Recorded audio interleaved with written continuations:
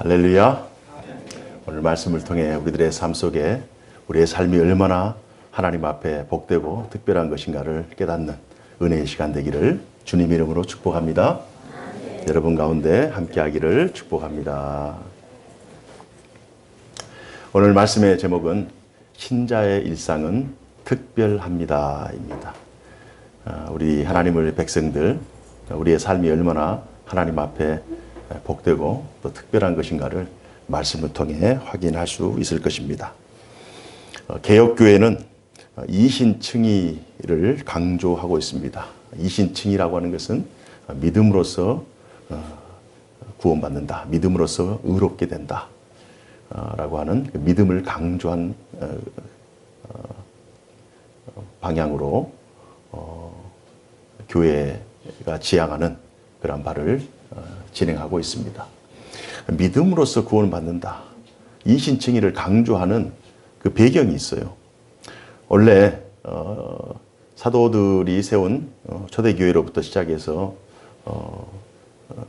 교회의 역사가 계속 진행되는 과정 가운데 한 1000년, 1500년 이 역사가 계속 진행될수록 이 가톨릭이라고 하는 이 교회 자체가 하나님의 말씀의 본질을 추구하기보다 오히려 본질에서 벗어난 형식 또는 제사, 제의 혹은 그러한 본질에서 벗어난 비본질에 집중하기 때문에 이런 형식과 이런 외형적인 제의 또 이런 제사 뭐 이런 것으로는 우리가 하나님을 더욱더 깊이 알 수 없다라고 하면서 그 형식에 치우친 가톨릭의 반대급부로 오직 믿음으로 하나님 앞에 구원받는다라고 하는 그것을 너무 강조했어요. 그래서 오늘 예수님께서 오늘 본문을 우리에게 허락해 주셨는데 이 본문은 믿는 것과 또 우리의 삶 속에 그 믿음을 실천하는 것, 신행일치는 동전의 양면과도 같은 것이다.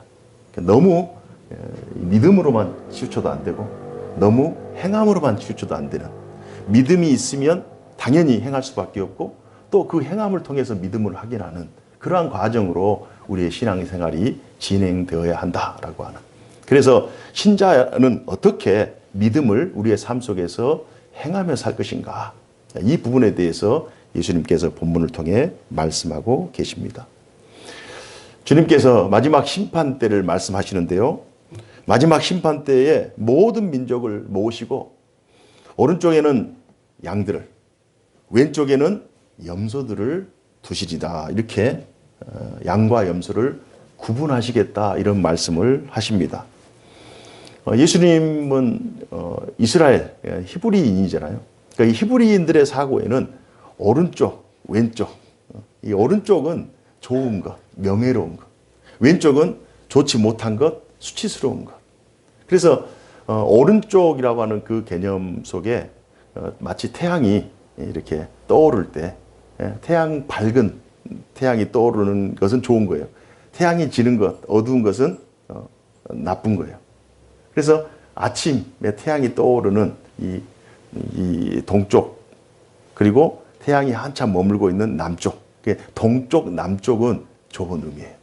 그러나 태양이 지는 서쪽, 북쪽은 좋지 못한. 그래서 오른쪽은 좋은 것, 명예스러운 것, 왼쪽은 나쁜 것, 수치스러운 것, 이렇게 둘로 구분했습니다. 그래서 예수님께서 이런 히브리인들의 사고를 정확히 알고 있었기 때문에 예수님께서 하나님의 백성들, 하나님께서 귀히 여기시는 하나님의 백성들, 양들은 오른편, 좋은 것은 오른편, 좋지 못한 염소들은 왼편, 이렇게 구분하고 있어요. 그래서 35절에서 36절 내용에 보니까 이 오른편에 있는 자들의 행위가 기록되어 있고요, 42절에 43절을 보니 왼편에 있는 자들의 행위가 기록되어 있습니다. 그 행위들을 잠깐 한번 봤으면 좋겠어요. 한 6가지 정도가 나열되어 있는데요. 물론 이 6가지 정도만이 아니에요. 6가지가 아니라 60가지, 600가지도 될 수 있는 여러 요인들이 있습니다. 누군가의 도움이 필요한 상황들이 나열되어 있어요. 단순히 뭐 인생을 살면서 6가지만 우리에게 도움을 필요하겠어요? 60개, 600개, 6000개도 부족하죠. 매일매일 우리는 누군가의 도움을 구하는, 또 연약해진 상황 속에 놓여질 수밖에 없어요. 그래서 예수님께서 한 6가지 정도만 나열하셨습니다. 우리 35절, 36절 내용을 잠깐 같이 읽어보겠습니다. 시작. 내가 줄일 때에 너희가 먹을 것을 주었고 목마를 때에 마시게 하였고 나그네 되었을 때에 영접하였고 헐벗었을 때에 옷을 입혔고 병들었을 때에 돌보았고 옥에 갇혔을 때에 와서 보았느니라. 이 말씀이 있어요. 줄일 때 먹을 것을 준다. 남이 줄일 때 내 먹을 것을 준다. 사실 자기도 먹을 것이 부족할 때가 많거든요. 주고 싶어도 주지 못할 때가 많아요. 그것을 가져다 주는 수고, 또 자기의 지분이 감소하는 행위, 이런 것들은 참 쉽지 않은 행위입니다. 내 것을 떼어서 남에게 준다. 목마른 사람에게 마실 것을 준다. 갈증이 났을 때 먹는 물을 제공하는 것은 생명을 살리는 일입니다. 아주 귀한 일. 가장 필요한 때 가장 원하는 것을 공급하는 것. 그럼 그 사람이 살아나잖아요. 그러면 이 물을 주기까지 그 사람이 상대방의 형편을 살필 수 있어야 되죠. 그 사람이 목이 마른지 배가 고픈지, 그 사람이 뭐가 필요한지 이걸 살필 수 있는 센스가 필요한 거예요. 그래서 그 필요 시에 적절하게 처방해 줄 수 있는 이런 감각이 필요합니다. 인생의 목마름은 다양하죠. 단순히 물뿐이겠어요. 6가지 중에 물이 들어갔지만 인생의 목마름이 필요한 상황은 너무 많아요. 학생들에게 가장 큰 목마름이 뭐겠어요? 공부 잘하는 것이고 또 좋은 또 성적을 얻어서 자기가 원하는 학교에 진학하는 것이고, 청년들에게 목마름이 뭐겠어요? 좋은 직장에 취직해서 좋은 가정을 이루고 또 이런 여러 가지 미래 설계들이 있을 거란 말이에요. 부모에게 목마름이 뭐겠어요? 자식들이 잘 되고 자기 하는 일이 잘 되고 하나님 앞에 정말 믿음으로 뿌린 씨앗들이 잘 자라나고 성숙하고 성장하는 것. 우리 신자들에게도 그런 목마름이 있잖아요. 인생에 다양한 목마름이 있어요. 그 목마름을 해결해 준다는 것은 이건 굉장히 중요해요. 자기도 목마른데 다른 사람의 목마름을 해결해 주는 거예요.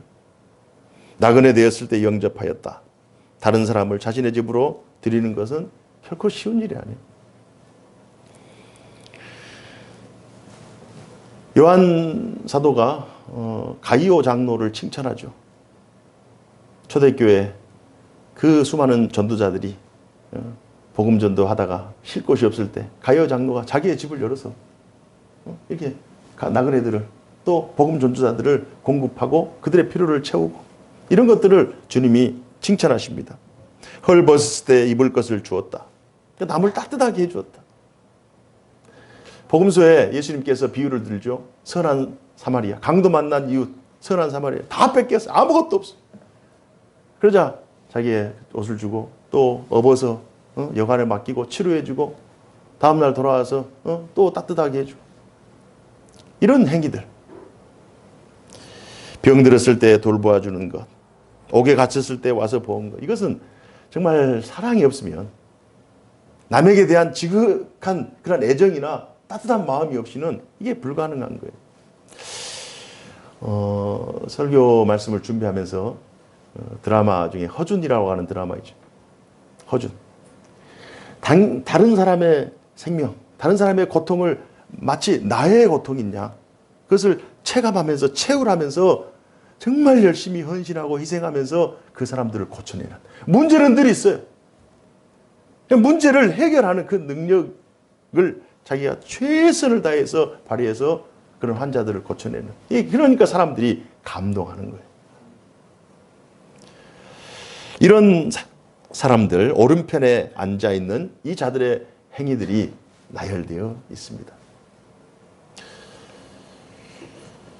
반대로 왼편에 앉아있는 자들은 어떻습니까? 42절, 43절에 보니까요. 우리 다 같이 읽어볼까요? 42절, 43절 시작. 내가 줄일 때에 너희가 먹을 것을 주지 아니하였고 목마를 때에 마시게 하지 아니하였고 나그네 되었을 때 영접하지 아니하였고 헐벗었을 때에 옷 입히지 아니하였고 병들었을 때와 옥에 갇혔을 때에 돌보지 아니하였느니라. 이 오른쪽에 있는 이 양들과 아주 반대되는 행위를 왼편에서 하고 있는 거예요. 이런 행위들의 결과는 어떻습니까? 오른편에 34절에 보면 이 오른편에 있는 이 양들이 행한 행위에 대한 그 결과를 예수님께서 어떻게 말씀하시느냐? 34절에 그때 임금이 그 오른편에 있는 자들에게 이르시되 내 아버지께 복 받을 자들이여 나와 창세로부터 너희를 위하여 예비된 나라를 상속받으라. 상속받으라 이 말씀은 하나님의 예비된 나라를 허락하노라 이렇게 이해하시면 돼요. 허락하노라. 창세로부터 예비된 하나님의 나라를, 천국을 허락하노라. 그럼 반대로 왼편에 있는 염소들에게는 41절에 보니까 또 왼편에 있는 자들에게 이르시되 저주를 받은 자들아 나를 떠나 마귀와 그 사자들을 위하여 예비된 영원한 불에 들어가라. 영원한 불에 들어가라. 그런데 이 오른편에 있는 이 양들은 이렇게 극진하게 예수님께서 칭찬하시니까 아니 우리가 언제 예수님께 이런 일을 행했습니까? 우리는 예수님을 만난 적도 없고 예수님이 굶주려서 예수님이 배고파서 예수님이 추위에 떨어서 예수님이 감옥에 갇힌 일도 없고 예수님께서 이런 적이 없지 않습니까? 라고 했을 때 예수님께서 아니다. 지극히 작은 자에게 한 것이 곧 내게 한 것이다. 그래서 예수님의 관심은 지극히 작은 자들에게 한 것이 곧 내게 한 것이다. 그럼 반대로 이 염소들은 누구에게 관심이 있었냐면 주께 관심이 있는 거예요. 제가 언제 주께서 굶주렸을 때 먹을 것을 주지 않았고 헐벗을 때 입을 것을 주지 않았고 목마를 때 마실 것을 주지 않았습니까? 오기 갇혔을 때 가보지 않았습니까? 저희가 주님한테 언제 그렇게 박하게 했습니까? 너희가 나에게 박한 것이 아니라 작은 자에게 박하게 한 것이 곧 나를 박하게 한 것이다. 이 양들의 관심은 지극히 작은 자에게 관심이 있는 것이고 염소들에게 있어서 이 관심은 주께 관심이 있을 때 그러니까 믿음은 있을 때 그 믿음을 온전하게 행함으로 이어지지 못하는 이것이 결국 외식이요 또 형식의 얽매인 신앙이라고 하는 거예요. 그래서 신앙과 실천, 신앙과 생활은 불가물의 관계가 아니라 동전의 양면과 같은 거예요. 신앙이 있는 사람은 행위를 할 수밖에 없고 그 행위를 통해서 신앙이 확인되는 거예요. 이 중요한 원리를 예수님께서 말씀하고 계십니다. 세상에서는 큰 자와 작은 자의 구분이 있어요. 그렇지만 하나님의 나라에서는 큰 자와 작은 자의 구분이 없어요. 하나님은 큰 자도 귀하게 여기시지만 작은 자도 귀하게 여기십니다. 이 말씀을 오해해서 어떤 사람은 하나님 작은 자만 위하신다. 그거 아니에요. 하나님은 큰 자도 귀하게 여기시고 큰 일 하니까 귀하잖아요. 그러나 큰 자만을 세상에서는 원하지만 하나님은 작은 자도 귀하게 여기신다. 하나님의 나라 원칙과 세상 나라 원칙이 다릅니다. 이 세상 기준과 교회 공동체의 기준도 달라야 돼요. 큰 자는 작은 자를 섬김으로 스스로 큰 자임을 확인해야 돼요. 누가 큰 자인가? 작은 자를 섬기는 자가 큰 자예요. 나도 먹을 것이 부족하지만 다른 사람, 더 헐벗고 굶주린 사람들에게 먹을 것을 나눠주는 사람, 이 사람이 배부른 자예요. 이 사람이 큰 자예요. 나도 목마르지만 다른 더 목마른 사람들에게 자기의 시간, 재능, 물질을 떼서 그 목마른 자들의 필요를 채우는 것이 그 사람이 큰 자예요. 그래서 큰 자는 작은 자를 섬김으로 자신이 큰 자인 것이 확인돼요. 그럼 작은 자는 어떻습니까? 작은 자는 큰 자들의 섬김을 통해서 자라나게 되는 거예요. 자라나고 성장하고 성숙하게 되는 거예요. 저는 위기 청소년들을 위한 키다리 아저씨 프로젝트를 생각해 보았어. 가정이 위태해서 서로 부모들이 이혼하거나 또 깨졌거나 병들었거나. 그래서 이 청소년들이 자신들이 마땅히 누려야 될 것들을 누리지 못하고 다른 애들은 다 누리지만 소외돼서 이렇게 방황하는 수많은 청소년들이 있어요. 그래서 이 키다리 아저씨 프로젝트는 이 어린 청년들에게 그런 성장할 수 있는 기회를 제공하는 거예요. 학원을 보내주고 한 번도 가보지 못한 외식을 한번 하게 하고 신발, 나이키 혹은 그런 그 유명 제품 신발들을 한 번도 못 사본 늘 부러워하고 있는 남의 집 이야기, 남의 나라 이야기 같은 그러한 내용을 키다리 아저씨 프로젝트를 통해서 그들에게 주면서 아, 세상은 아직도 따뜻하다.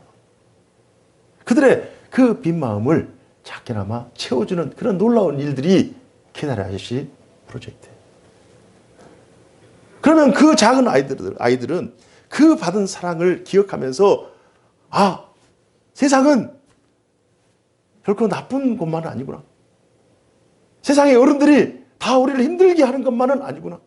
그래도 나를 도와주고 나를 바라보고 나와 함께 호흡하고 나와 함께 걸어가는 우리의 어른들이 있구나 라고 하면서 그 마음속에 따뜻한 마음이 생길 거예요. 하나님의 백성들은 하나님의 성품을 닮은 사람들입니다. 하나님의 성품을 닮은 사람들. 그들은 하나님께서 하신 일들을 하는 사람들이에요. 주님이 이 땅에 오셔서 수많은 백성들에게 주로 하신 일이 그들을 먹이신 일이에요. 5천 명을 먹이시고 7천 명을 먹이시고 수많은 사람들을 먹이시고 또 예수님께서 하시는 일이 병들고 힘들어하는 수많은 영혼들을 고치신 일이에요.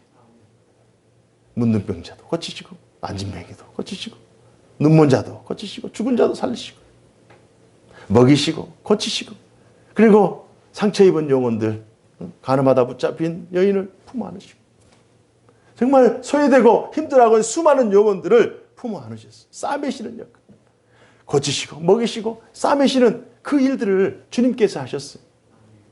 그러면 하나님의 나라 거룩한 백성들은 당연히 주님의 마음, 주님의 성품을 닮은 자이기 때문에 우리들의 행위는 마땅히 오른편에 있는 양들의 행위가 되어야 될 줄로 믿습니다. 예수님께서 그렇게 직접 선수, 모범을 보이신 그 행위들을 우리도 우리가 할 수 있는 범위 내에서 우리가 온 인류를 구원하겠어요? 세계 최고의 부자인 일론 머스크도 인류를 구원하지 못해요. 마이크로소프트의 창업자인 빌 게이츠도 세상을 구원하지 못해요. 우리가 어떻게 세상을 구원하겠어요? 오직 세상 하나님만이 세상을 구원할 수 있어요. 그러나 우리가 하나님의 나라 또 하나님의 그런 거룩한 성품을 닮은 그런 하나님의 백성으로서 우리와 만나고 있는 사람들, 우리와 가까이 있는 사람들, 내가 알고 있는 사람들, 그들의 형편과 그들의 필요를 살피는 것은 이건 하나님이 하시는 일이고 이건 이 시대에 하나님께서 택하신 하나님의 백성들을 통해서 하나님이 하실 일이라는 사실을 믿으시기 바랍니다. 그래서 하나님의 백성들은 하나님의 성품을 닮았기 때문에 하나님의 성품을 알지 못하는 사람들은 굶주린 사람들을 보고 그냥 지나쳐버려요. 그들의 마음이 강팍하기 때문에. 울고 있는 자들을 보면 지나쳐버려요. 목마른 자들, 그들의 고통은 그들의 고통이고 나의 고통은 나와 아무 상관이 없다라고 하면서 외면해버려요. 그러나 우리는 그러지 못하잖아요. 하나님은 그러지 못하잖아요. 그러므로 하나님의 성품을 닮은 하나님의 백성들은 당연히 하나님의 일을 해야 합니다. 그래서 신자의 일상이 특별한 거예요. 신자의 일상이 매우 특별합니다. 우리의 일이 하나님의 일이 되고 하나님께서는 신자와 교회를 통해 매일의 삶 속에서 당신의 일을 진행하고 계시기를 원합니다. 그러니까 우리의 일이 하나님의 일이라고 하는 사실. 하나님이 하셔야 될 일을 신자와 교회 또 신자의 가정에게 위탁해 주신 거예요. 마치 대통령이 멀리 다른 나라를 방문해야 되는데 대통령이 갈 수 없는 상황이면 특사를 보내잖아요. 그러면 대통령의 말을 가지고 가는 거거든요. 대통령 대행으로 가는 거거든요. 하나님이 하실 일을 이 시대에 누구에게 맡기셨냐? 신자와 교회 공동체에게 맡기셨다. 그래서 우리의 일은 결국 우리 개인의 일이 아니라 하나님이 주신 일이다. 그래서 하나님의 시선으로, 하나님의 관점으로, 하나님의 마음으로 우리 주변을 살펴봐야 돼요. 누가 목말라고 있는지, 누가 배고파하고 있는지, 누가 헐벗어 있는지, 누가 외로워하고 있는지, 누가 옥에 갇혀 있는지, 누가 답답해하고 있는지 돌아봐야 돼요. 이런 일들을 하는 사람이 오른편에 있는 양들이에요. 이걸 외면해버리고, 이걸 개인적으로 생각해버리고, 이걸 차단해버리는 것이 왼편에 있는 자들이에요. 왼편에 있는 자들에게 이르시되 저주를 받은 자들아 나를 떠나 마귀와 그 사자들을 위하여 예비된 영원한 불에 들어가라. 그러나 오른편에 있는 자들은 임금이 그 오른편에 있는 자들에게 이르시되 내 아버지께 복받을 자들이요. 복받을 자들이요. 창세로부터 너희를 위하여 예비된 나라를 허락하노라. 그래서 우리는 어떻게 해야 되는가?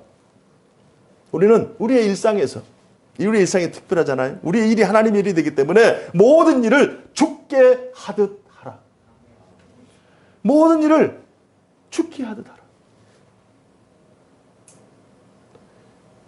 죽게 하듯 하면 우리의 부모님이 하나님이 되고 우리의 자녀들이 하나님이 기뻐하시는 하나님의 자녀가 되는 거예요.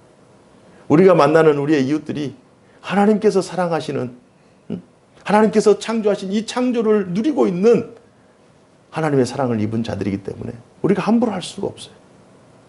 그들이 지극히 작은 자, 그들에게 하나님의 시선이 집중되고 있다고 하는 이 사실이 느껴지는 거예요. 그러면 그 작은 자에게 함부로 할 수 없잖아요. 그 작은 자를 무시할 수 없잖아요. 모든 만물에 주님의 손길, 능력, 임재가 없는 것이 없어요. 주님은 만물 가운데 살아계셔서 만물을 통치하시고 만물 가운데 충만해 계세요. 마치 물이 바다 덮음같이 이 세상에 하나님의 영광과 하나님의 권위와 하나님의 권세와 하나님의 뜻이 이 세상에 충만해 있는 거예요. 거스리지 하나님의 그 영광, 하나님의 그 충만, 하나님의 임재, 그 하나님의 편만하심을 벗어날 수 있는 그 어떤 피조물도 존재하지 않아요. 그러니까 하나님의 시선이, 하나님의 관점이 모든 만물 가운데, 모든 피조물 가운데 투영되어 있는 거예요. 그래서 만물을 바라보더라도 이건 단순히 자연이 아니라, 자연스럽게 발생한 것이 아니라 하나님께서 창조하신 하나님의 창조물이다. 하나님의 작품이다. 이렇게 봐야 돼요. 해를 바라봐도, 달을 바라봐도, 공기를 맡아도, 숨을 쉬어도, 우리가 누구를 만나도 하나님의 그 어무하신 임재 가운데 우리의 일상이 진행되고 있다.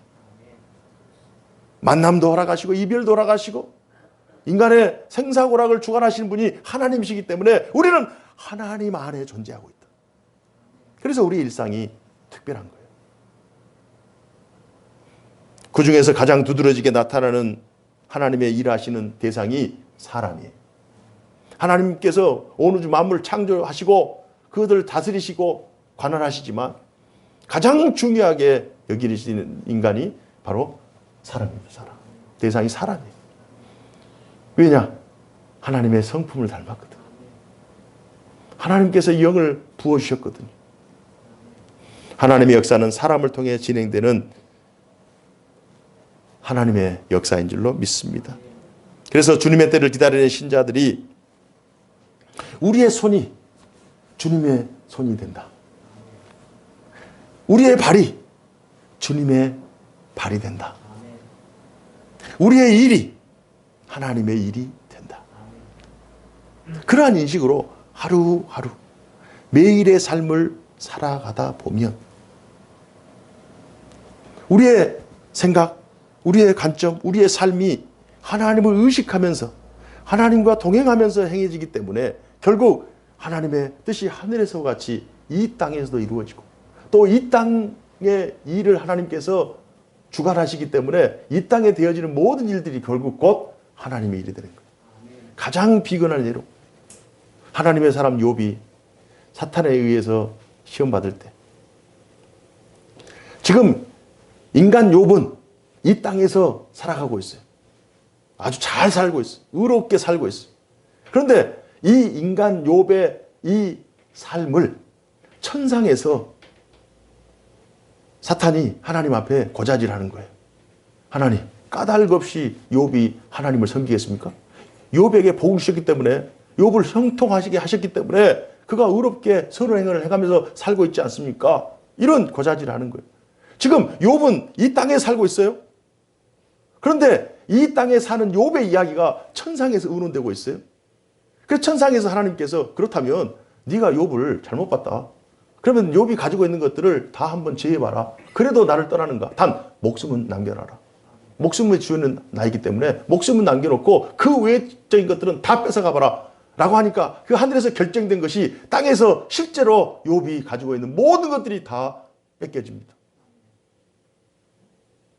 이 비근한 욥의 인생을 통해서 우리 신자의 삶이 단순히 자연인의 삶이 아니에요. 우리의 삶은 하나님과 연결되어지는 삶. 그래서 하나님께서 우리가 하는 이 수고, 이 노력, 이 헌신, 이 섬김, 이것을 그냥 낭비가 아니라 이것은 거룩한 낭비예요. 이 낭비는 하나님께서 다 보시고 이걸 카운트 하시는 거예요. 카운트 하시는 거예요. 그래서 임금이 오른편에 있는 자들에게 내 아버지께 복받을 자들이요. 창세로부터 너희를 위하여 예비된 나라를 허락하노라. 한 주 동안 사시면서 이 말씀을 붙잡고 내 인생은 특별하다. 신자의 삶은 특별하다. 신자의 가정은 특별하다. 신자의 자녀들은 특별하다. 신자가 가는 일은 단순히 어떤 한 개인의 일이 아니라 하나님의 나라를 위한 하나님께서 내게 위임하신 위탁하신 일이다. 나의 건강도, 나의 재능도, 나의 시간도, 나의 물질도 하나님께서 다 내게 허락해 주셨고 하나님과 연결되어 있기 때문에 우리가 그것을 어떻게 잘 선용하고 활용하느냐.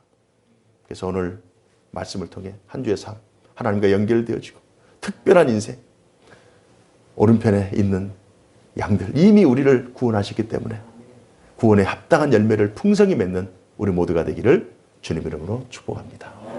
기도하겠습니다. 사시고 역사하신 하나님 아버지 감사합니다. 오늘 말씀을 통해 우리의 삶이 얼마나 보배롭고 존귀한 삶인지를 다시 한번 확인했습니다. 우리가 할 수 있거든 우리의 믿음과 우리의 생활, 우리의 신앙과 우리의 생활이 일치하여 신앙생활이 가장 아름답고 멋진 그러한 생활임을 늘 깨달으며 우리의 일거수일투족을 통해 하나님 앞에 영광 돌리는 저희들 되게 하여 주옵소서.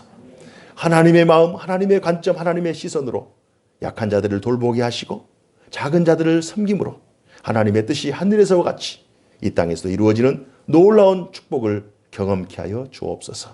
허락하심을 믿사옵고 살아계신 주 예수님 이름으로 감사하며 기도하옵나이다. 아멘.